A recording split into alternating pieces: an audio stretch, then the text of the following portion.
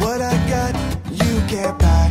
It resides between my eyes. Walked through the fire, came out better on the other side. See, life's like a beach if you find the sand. And right now, I feel like 100 grand. You are listening to Inspired Insider with your host, Dr. Jeremy Wise. Dr. Jeremy Wise here, founder of InspiredInsider.com, where I talk with inspirational entrepreneurs like the founders of RxBar, Quest Nutrition, Einstein Bagels, and many more, and how they overcome big challenges in life and business. Our sponsor today is Rise25.com, which I co-founded with my business partner, John Corcoran. Rise25 hosts in-person VIP events and masterminds for top entrepreneurs all over the country, including many events in the e-commerce industry. We hosted events this past year in Austin, Chicago, Santa Barbara, San Diego, New York, Vegas. Others I'm probably missing. If you see value of immersing yourself with other top entrepreneurs to connect and collaborate to get your business to the next level, go to rise25.com. Contact us to find out when and where our next event is going to be. I'm very excited. Today we have Dan Kurzrock, who's co-founder of ReGrained. ReGrained leverages technology and culinary science to transform beer waste into food, and they call this edible upcycling. You know, Dan, I was surprised when I was doing research to learn that only about 10% of the ingredients used to brew beer end up in your glass. That's crazy. And we'll talk about what you do with the rest of it. And ReGrained takes the spent grain waste from local brewery partners, and they build recipes around it with other locally sourced ingredients to craft delicious, healthy, and inherently sustainable foods. I can speak from experience because I have bought a box of ReGrained. If you're watching the video, you can see this. And I've already eaten half these, and this is the Honey Cinnamon IPA. Love it. Thanks, Dan. Right, what was the first iteration of, okay, you contact the brewery, and you're like, we're going to come pick up this stuff, and then talk about what it looks like now. But talk about early on what that looks like. Except for our truck, it was a Subaru. A Subaru, okay. Gotcha. So walk me through the first time you contacted. Yeah, well, so what happened was we had this transition where we were initially just making beer and using our own grain, right? And then our vision was to become a solution for the breweries. Right. But it was hard for us to fathom ever needing more grain than we would generate from a single day of making beer. It's about a pound of grain per 6-pack of beer. And so we'd have, these big buckets from just making our own beer. But it got to the point where we were doing these farmers markets, and there's a few times where we realized, okay, we kind of have to make beer in order to have the grain, and that's kind of silly. So let's you're in a frat house. You could do it. Not at the time. We were at our gotcha. Jordan's parents' kitchen. And so we called around, made some cold calls to breweries. I'm very comfortable just doing that. That's kind of what I was doing for work at the time anyways. And we got in touch with the breweries, told them who we were, what we were doing, and a brewery said, "Sure, come on down. You're welcome to have it." Were there any objections? Were they like, "Oh, we are to give it to this for XYZ," or was it pretty seamless? No, it was pretty seamless. I mean, so the historical paradigm for how this grain is handled is that it's been used for animal feed. Yeah. But the amount of grain that we were going to be taking initially was so low that it wasn't going to be disruptive to any existing relationships. And actually what we learned was that urban breweries, it's a cost center for them because farmers are less willing to come into the city to get the grain. So typically, if it's more in a rural area, the farmers may pay for this like at a low cost to feed their animals, but they're not going to travel that far of distances to do so. Yeah, I mean, if you're a farmer, are you going to drive your big truck across bridge, in Chicago? No. Deal with traffic, deal with everything. So exactly. So these urban breweries have a bit of a different ecosystem that we can play we hope to play a really significant role in. But this first brewery was super open to us doing it. We came on by, but we learned a very important lesson because we showed up and all the grain was just in a dumpster behind the brewery, which is not food safe, of course. So it's a food safe dumpster. Yeah, no, not so much. So it occurred to us that in working with these breweries, we needed to have a pretty deep partnership with them, where we can create food safe, gold standard processes. And another kind of funny story with picking up grain that was another food safety lesson was we were working with a brewery and they were making a stout, which is an oyster stout.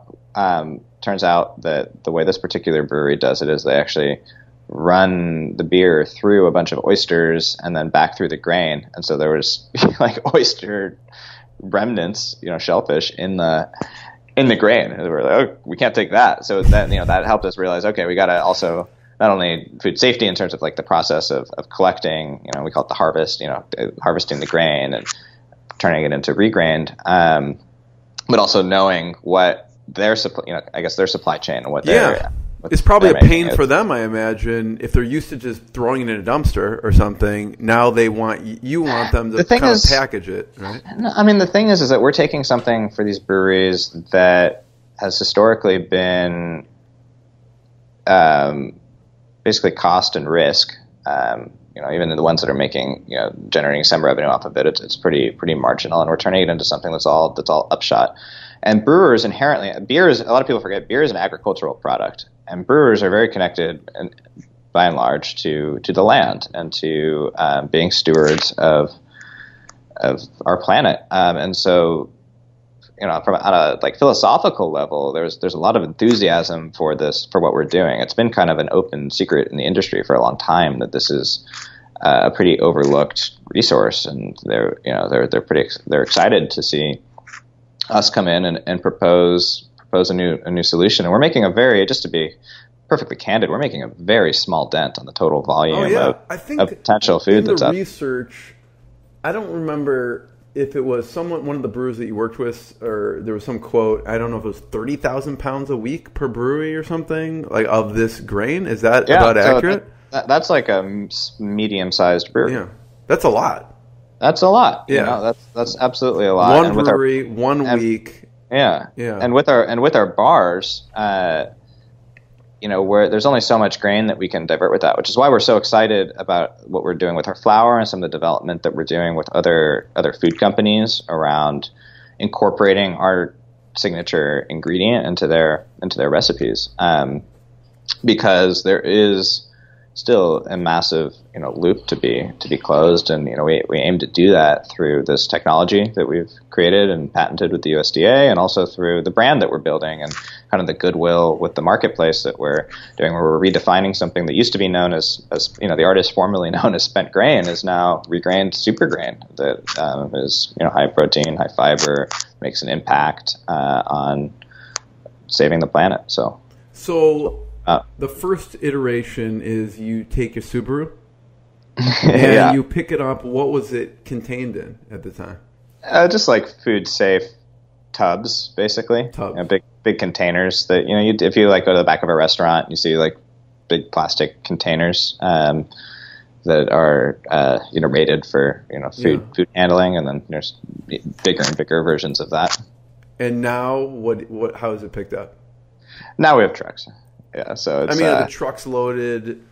They're separate. Do you contract a company, or do you actually have people in the staffing who actually helps with the logistics of picking this stuff up? Yeah, right now it's overseen by our operations manager. We handle it, so that this is something that we can't. It's so important to do it correctly. We can't outsource We can outsource the production of the bars. We're actually going to be doing that pretty soon. And when we make other products, we won't be the ones actually making the ready to eat product. But the creation that is the core of our. Of what we do, and also our intellectual property is how you do this. That process, yeah, for sure. How you get it from the brewery to is that patentable or? Yeah, the process of not how you get it, pick it up or whatever, but how you process it is. Yeah, very valuable. That's too bad I missed out on this. I should have invested. Actually, damn. So did Tom? did you pitch Tom on investing in this? No, it already had closed. What's that? No, I mean after. Like, if someone like him, people are already knowing this space. No, if that's a conversation that he or anyone else that's listening wants to have with us, gotcha. We're always looking for strategic money. Kind of money plus. Yeah. Not all money is fungible. This is. Dan, this is awesome what you guys are doing. And then I'm surprised the domain regrained.com was available. Was that we made up the word. That's the best way to make sure the domain's available. It was like $10. It's still like, I can't believe it was available.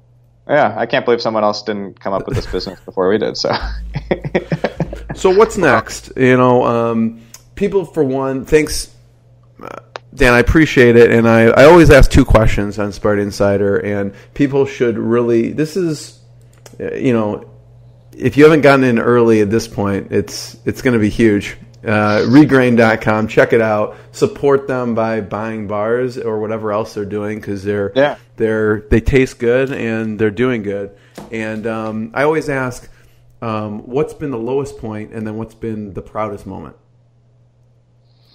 What's been? Wow. I mean, I'm sure there's a lot of challenges with this. Well, have you ever seen that? There's this chart that's like a day in the life of an entrepreneur, where it's, it kind of oscillate between those things every day, where it's like, oh my God, this is like the best thing ever. I totally know what I'm doing. And it's like, what the heck am I doing? I have no idea.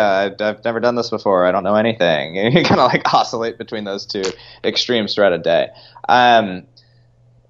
The lowest point, we haven't had a lot of just super low points. There's been some micro ones where we've had, for example, like back when Jordan and I were still in the kitchen, there's been days where we would ruin a batch or something like that. And it felt so devastating at the time because it had implications. We really needed that inventory in order to fulfill our orders, in order to keep our customers happy and continue to grow. And, you kind of can, if you're not careful, and stopping these cycles, these downward spirals of like, this means this, which means that, which means this could happen.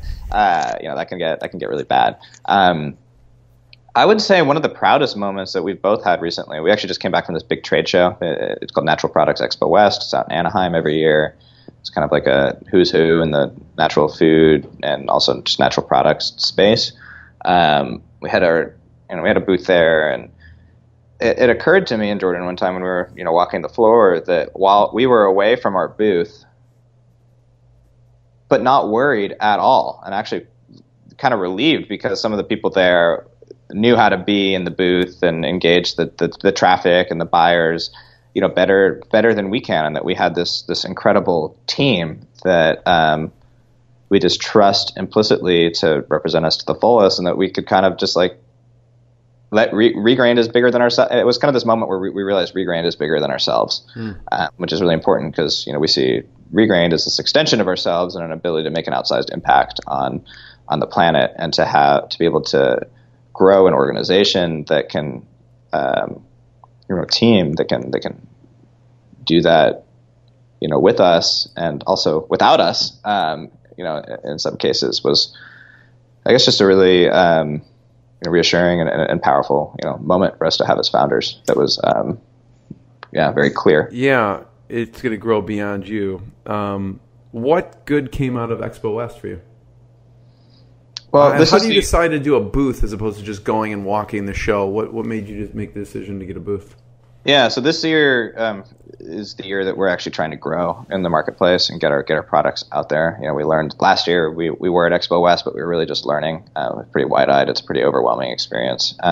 So this year we were set up in the two major distributors.